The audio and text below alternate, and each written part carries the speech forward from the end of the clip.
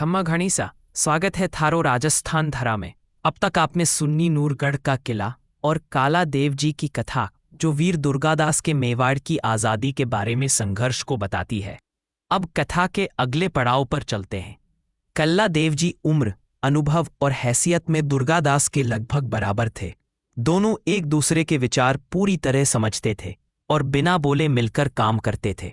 कल्ला जी की शहादत दुर्गादास के लिए न सिर्फ एक रणनीतिक झटका था, बल्कि एक व्यक्तिगत और भावनात्मक क्षति थी। सन 1680 का समय था। मुगल सम्राट औरंगजेब अपने सैन्य बल के चरम पर था और उसकी नज़र राजपूताने के अंतिम स्वतंत्र गढ़ों मेवाड़ और मारवाड़ पर थी। उसकी विशाल सेना ने मेवाड़ पर चढ़ाई कर दी, जबकि मारवाड़ पर पहले ही कब्जा कर लिया गया था। अब दुर्गादास समझ गए थे कि अकेले मारवाड़ मुगलों का मुकाबला नहीं कर सकता। अकेले मुगलों की विशाल सेना से सीधे भिड़ंत आत्महत्या होगी। राजपूतों को एक अलग तरह की जीत चाहिए थी, ऐसी जीत जो दुश्मन के आत्मविश्वास को तोड़ दे। दुर्गादास ने मेवाड़ पहुंचकर महाराणा राजसिंह के साथ एक ऐतिहासिक गठबंधन किया। उन्होंने तय किया कि अगर मेवाड़ बचेगा तो मारवाड़ को आज़ाद कराना आसान होगा। इस तरह मारवाड़ और मेवाड़ की संयुक्त सेना तैयार हुई। अरावली की पहाड़ियों में एक शाम महाराणा राज सिंह और वीर दुर्गादास राठौड़ गहरी चर्चा में थे। आग की लपटों ने उनके चेहरों पर संकल्प और चिंता की छाया दिखा रही थी। महाराणा बोले, दुर्गादास, औरंगजेब की विशाल सेना ने मेवाड़ को घेर लिया है। सीधे युद्ध में टिक पाना मुश्किल है।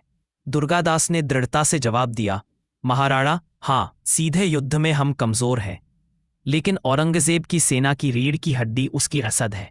मुझे खबर मिली है कि उसका सेनापति मलिक काफूर एक बड़ी सेना और रसद के साथ उज्जैन के पास डेरा डाले हुए है। अगर हम उसकी रसद काट दें तो औरंगजेब की चाल भटक जाएगी।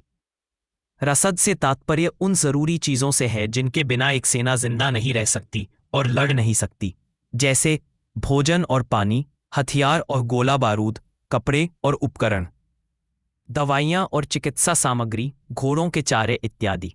रसद सेना की जीवन रेखा, लाइफलाइन होती है। जिस सेना की रसद मजबूत होती है वह लंबे समय तक लड़ सकती है, और अगर रसद काट दी जाए तो विशाल सेना भी कमजोर पड़ जाती है। महाराणा की आंखों में चमक आ गई। तो तुम क्या सुझाव देते हो दुर्गादास? मुझे अपने सबसे विश्वसनीय साथियों और एक तेज तर्रार सेना के साथ उज्जैन पर अचानक हमला करने दीजिए। हम उन पर इतनी तेजी से टूटेंगे कि मलिक काफूर को समझ भी नहीं आएगा कि हम कहां से आए। महाराणा राज सिंह, यहां हमारी मुख्य सेना मेवाड़ में मुगलों की प्रमुख सेना को उलझाए रखेगी। इस तरह दोनों योजना को समझकर विश्राम करने चले जाते हैं और अगले कुछ दिनों तक दुर्गादास और उनकी चुनिंदा सेना अरावली के जंगलों और रास्तों में छिपते छिपाते रातों रात यात्रा करते हुए उज्जैन की ओर बढ़ी। दुर्गादास और उनके योद्धा साया बनकर अरावली की पहाड़ियों में चलते रहे। वे इतनी तेजी और गोपनीयता से आगे बढ़े कि मुगलों को भनक तक नहीं लगी। वे जानते थे कि हैरान करने का तत्व ही उनकी सबसे बड़ी ताकत है। उनके साथ मारवाड़ और मेवाड़ दोनों के वीर योद्धा थे, जो अपनी तलवारों को औरंगजेब के खिलाफ एकजुट होकर लड़ने का मौका तलाश रहे थे। उधर उज्जैन के पास मलिक काफूर की छावनी में बेफिक्रियां थी। मलिक काफूर औरंगजेब का एक काबिल सेनापति था, लेकिन वह अहंकार से भरा हुआ था। उसे यकीन था कि मेवाड़ तो गिर चुका है और कोई इतनी बड़ी सेना पर हमला करने की हिम्मत नहीं करेगा। उसकी सेना आराम से थी, रसद के ढेर लगे हुए थे और पहरेदार भी पूरी सतर्कता नहीं बरत रहे थे। आज वह दिन था जब इतिहास लिखा जाना था।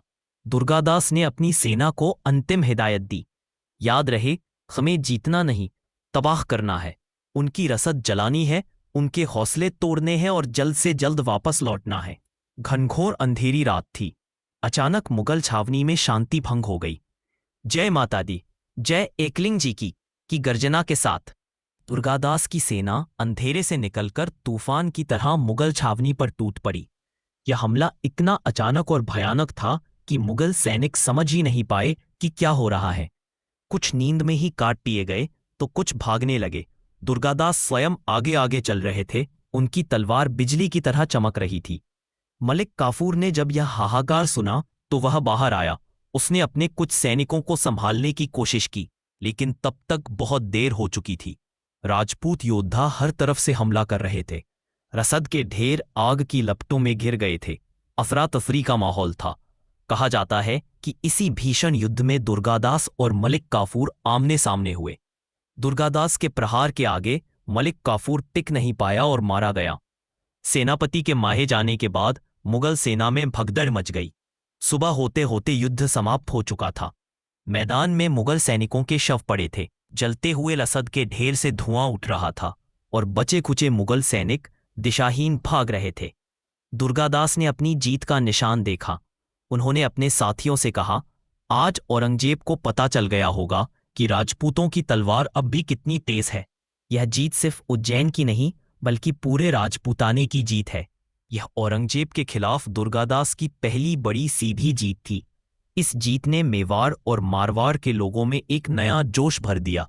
उन्हें विश्वास हो गया कि औरंगजेब को हराया जा सकता है। यह एकदम सही समय और सही जगह पर किया गया हमला था, जिसने औरंगजेब की योजनाओं को धूल में मिला दिया।